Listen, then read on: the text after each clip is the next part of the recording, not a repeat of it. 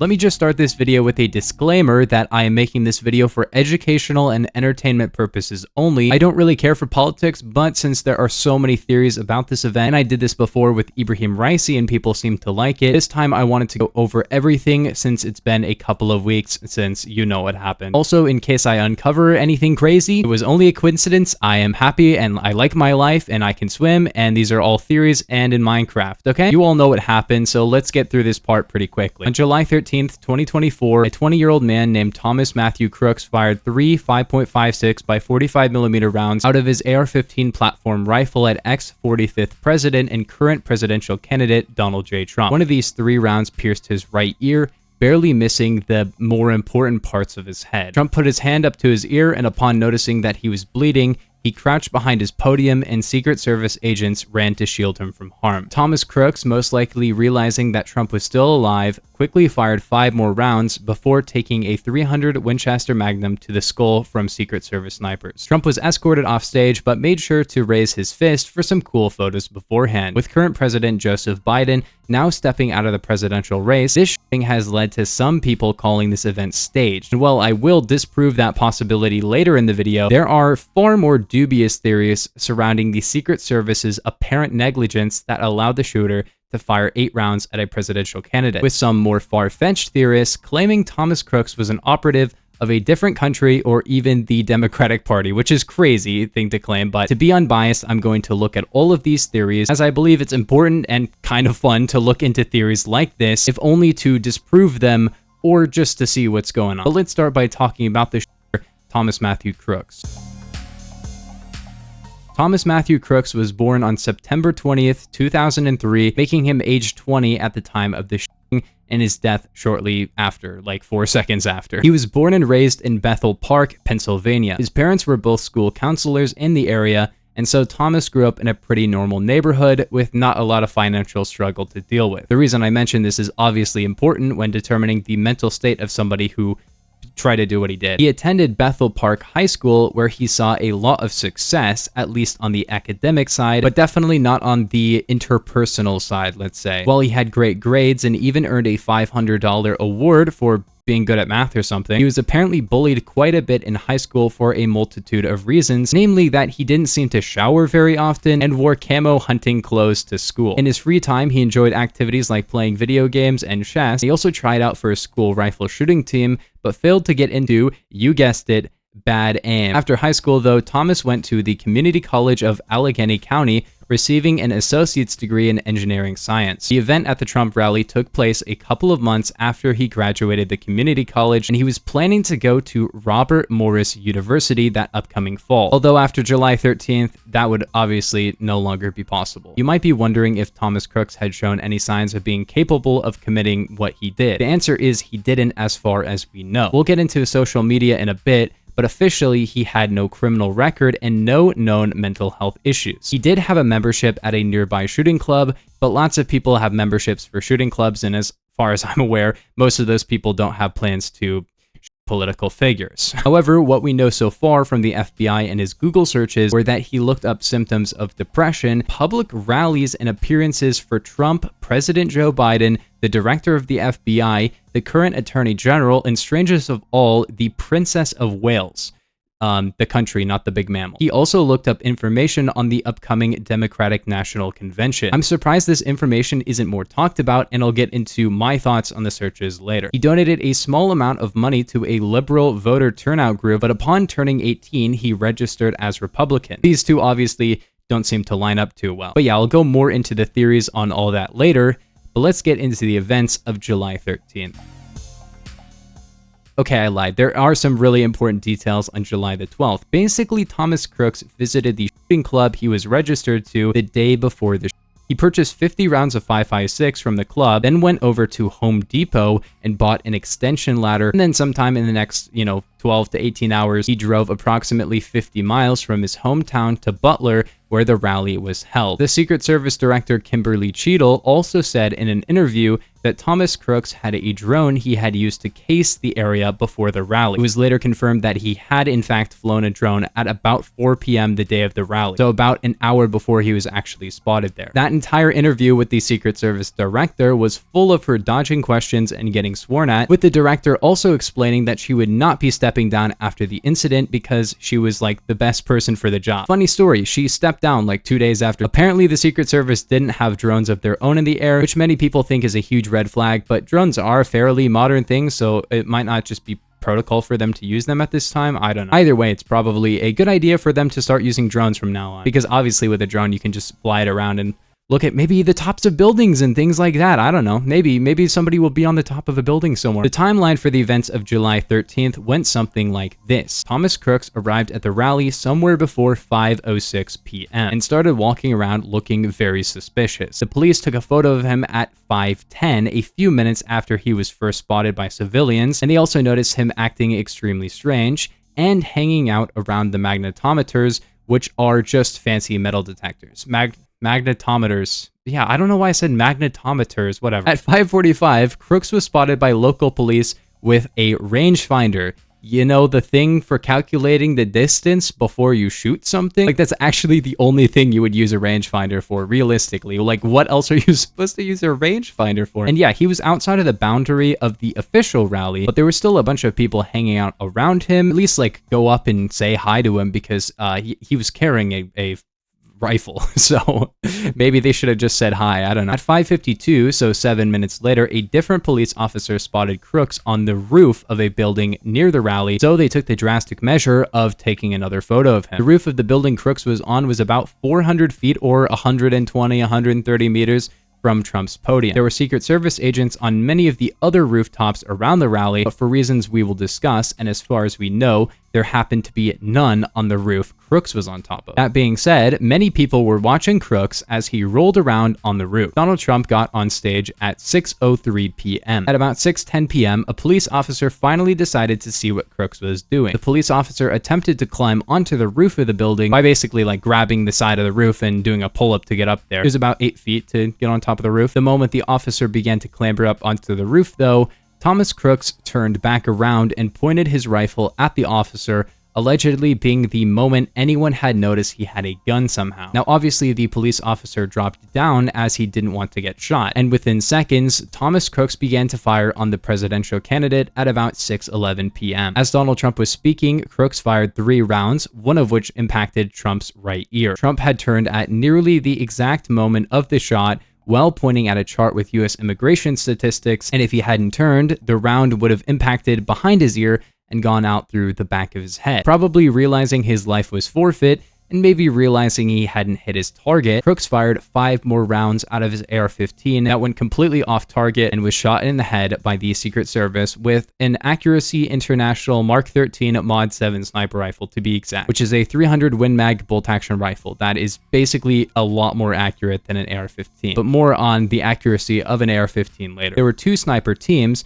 one on this building and one on this building. The closer building was obstructed by trees, and the second team was the one who fired the shot. After the single counter sniper shot was fired, it was over. A total of 9 people were injured or killed, which is more than most reports said, and I'll go through the list. Donald Trump got up, and as he was being escorted off the stage, he put his fist up, which made for some pretty cool looking photos. It doesn't really matter your political views. I don't know, the pick goes hard. Trump was then rushed to a hospital and survived with a pretty messed up ear, but was otherwise completely fine. Thomas Crooks, on the other hand, was not living anymore. Allegedly, 4 police officers suffered small injuries from debris being kicked up by the impact of the oncoming fire. 2 regular rally attendees were injured, and a volunteer firefighter and engineer named Corey Comparatore died while shielding his wife and 2 daughters from the gunfire. Rest in peace. Directly after the shooting, Secret Service and police got their own ladder and got onto the roof where Crooks was, where they found his gun, his rangefinder, and of course, him. They took his phone, and a Secret Service member in the helmet cam video explained that a couple of people had been detained for taking a video of Crooks and then of police and Secret Service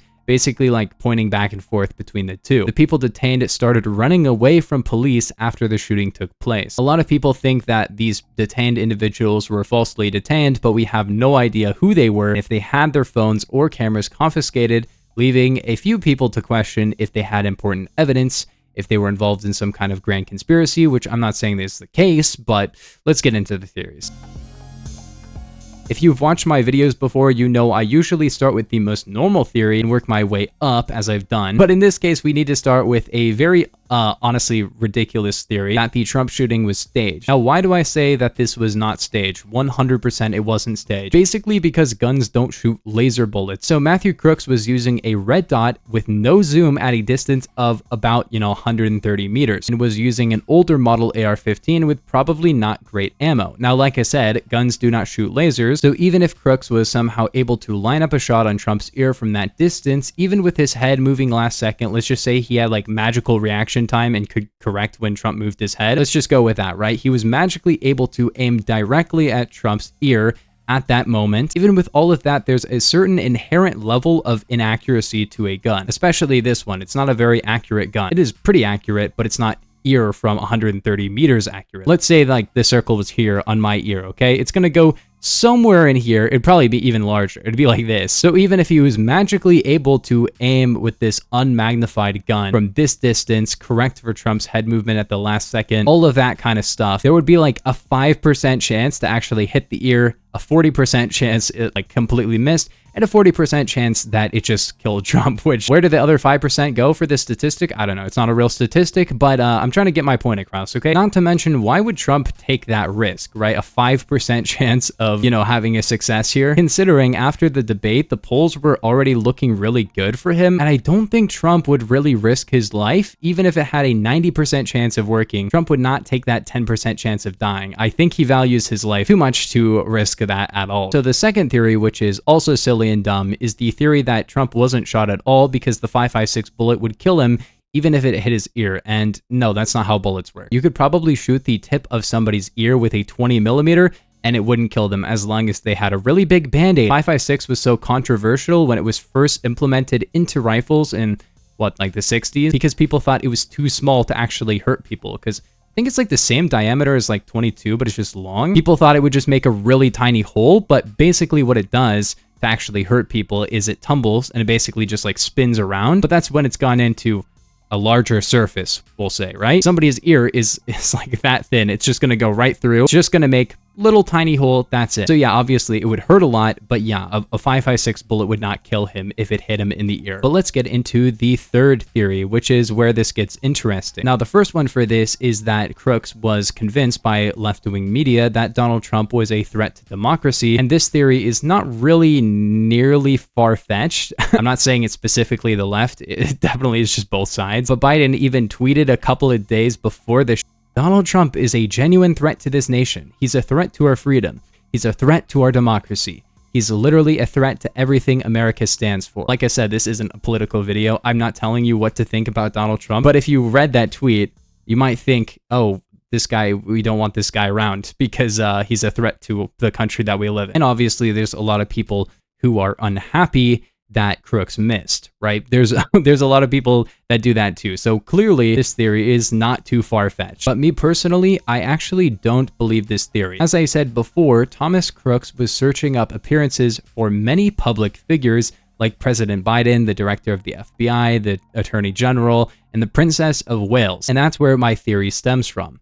Is it possible that Crooks was simply mentally ill and was just going after whoever would get him the most attention? I would say that's highly possible, although what throws a wrench in this, in my opinion, is that he seemingly never posted about it to anyone on social media beforehand, which you would think he would for the attention. He would like release a video. A lot of people have done that in the past before they do certain stuff, but maybe he just literally didn't have friends to post it to. I don't know. But yeah, I still do think that this is a huge possibility that he did this for the attention. But now let's get into the larger conspiracy theories and which group could have been responsible if they theoretically hired Crooks. And yes, all of these are alleged in Minecraft. I'm just going through them for fun. and I don't believe him at all, and there's not any evidence, and I like living and all of that stuff, okay? Now, the first one is the theory that the Democrats were responsible for this. I do not believe this one, mostly because I have a small amount of faith in politicians, as silly as that sounds. Even if Biden, let's say, was willing to do that, I think the fallout of Trump dying would be probably, it wouldn't be a civil war level, as some people are saying, but it would not be good. Let's be honest, it would not be good. The next one is, of course, the theory that this was another country's doing, and I don't know why another country would go for this person in particular. It's not like the United States is magically not going to have a president after. The Republican Party is just going to get a new guy, right? That being said, it would be a major disruption in American politics, so I wouldn't entirely write this one out. But yeah, I don't really buy this one too much either. The next one involves, and this is in Minecraft, it's a Minecraft Steve theory. Minecraft Steve told me, I like being alive, but this one involves BlackRock. And if you don't know what BlackRock is, basically it's an investment firm that has major investments all over the place. And a lot of large, let's just say Minecraft corporations, okay? And people think they have some sort of agenda. Maybe they're taking over the world. I'm not super caught up on the lore with this one. But yeah, there's been theories on this company circulating for a while, and that isn't helped by the fact that Thomas Crooks was in a BlackRock ad. That's right, this obviously has caused immense suspicion for some sort of grand conspiracy, since the two are already linked based off of this ad. But it just kind of seems like he was in the ad as like background footage for like some kind of, I forgot, like tuition program or something. So it's just a weird coincidence. It's in Minecraft. They mined for diamonds together. Where this does get a little weird though is Florida Congressman Michael Waltz said that the FBI had informed him that Thomas Crooks had, count them, 3 encrypted offshore bank accounts. Now, which random 20-year-old has 3 encrypted bank accounts for storing illegal funds offshore, like outside of the country? Like, especially this guy, you don't think he would be involved in like organized crime or something, man. He just like played chess. The worst organized crime this guy has done is like team killing in CSGO, bro. So maybe allegedly he was paid off by someone in Minecraft with diamonds, allegedly. Yeah, I don't know. So those are our main suspects if this was a conspiracy, which personally I don't think it is. But what makes me question this is how bad of a job the Secret Service did. They did a suspiciously bad job. There were Secret Service agents within the perimeter of the rally, and also a lot of local police there too. And many of these police officers were supposed to be outside of the perimeter to just secure that area, right? Well, apparently most of the local police were told to work inside of the perimeter, leaving the surrounded area significantly less guarded. According to the New York Times, local law enforcement officials, present in abundance, said they were not assigned security duties around a warehouse used by a man who tried to former President Trump. Then for some reason, the Secret Service had people on the roof of all the buildings except the one building that Thomas Crooks had a ladder specifically to get on top of, is what I would say, except that the FBI said later that they had the 5-foot ladder that Crooks had bought the day before in their possession. Crooks had the receipt for buying the ladder in his pocket when his body was searched after he was not living, but the ladder wasn't at the crime scene, so he forgot to take it or something. They said it wasn't in his car. Also, he did have stuff to make explosives in his car and at his house, but yeah, I didn't even know where to put that into the video. I just remembered that now. Like, he didn't use any of them, and he just had them. He just bought a bunch of stuff to make CSGO C4. He didn't use it at all. I don't know. Maybe the Secret Service is lying, and Crooks did have the ladder with him, but it's so weird to lie about this part. It is possible that Crooks climbed a pipe to get up to the roof, but I still don't understand the whole ladder business. Let me know what you guys think about that. The Secret Service director more or less said that people weren't on the roof because it was too sunny and hot up there, basically. Yeah, that's awesome. Instead, the snipers were inside one of the buildings, which wouldn't let them see the shooter unless they looked out the window. But a bunch of people in the crowd were yelling that there's a guy on the roof, guys, and taking videos and photos, and police had spotted them and taken videos. So why didn't those snipers just look out the window and see the guy on the roof? There were also people saying that the roof was too steep to have snipers on, but here's the video of them walking around on the roof after, and it looks not very steep at all, I'm not gonna lie. An hour before Crooks opened fire, at 5:10, he was being photographed by police for being suspicious, so they had an hour to find out what he was doing. At 5:52, they spotted him on the roof, and it still took them nearly 20 minutes to have one guy attempt to get up there and check on what he was doing. Trump had been on stage for 7 minutes when they did this, so Crooks had 7 minutes to take the shot, but probably was waiting for snipers to be looking the other way or was just scared or something. Now, somehow the snipers didn't see him. He was like periodically peeking over. The closer building was obscured by a tree, and the further building wasn't usually looking at his direction, but you would think that they would have people watching this specific roof if the sniper team looking in that direction couldn't see the roof. I'm not even trying to say that this is a conspiracy.